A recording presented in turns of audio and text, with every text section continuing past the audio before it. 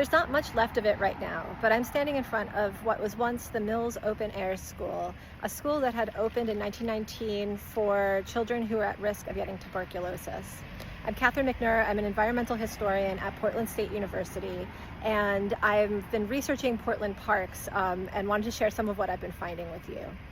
This doesn't seem like a park story. We're at the corner of Southeast 60th and Stark, but it's actually a story that's closely tied to Mount Tabor Park, which is right behind me too.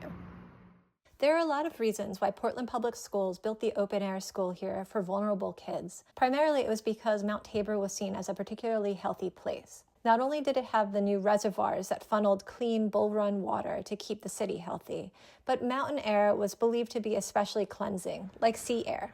Before tuberculosis was fully understood, that was the go-to solution. Mount Tabor was also a magnet for a number of sanitariums, including one inspired by the Kellogg Sanitarium in Battle Creek, Michigan. These were meant to help people regain their health, whether mental or physical, and touted their healthy environment near Mount Tabor as a major part of the therapy. Portland's health board saw tuberculosis as the most important and dreadful disease that they had to contend with. In 1908 alone, 174 people had died of tuberculosis here. The open air school was meant to help children avoid that fate. The students at the Mills Open Air School didn't have tuberculosis, but they were deemed to be vulnerable to it. Some were fragile after recovering from a serious illness. Others had heart conditions, diseased tonsils, bad teeth, or poor eyesight. The school was meant to help students keep up with their academics when they might have otherwise stayed home.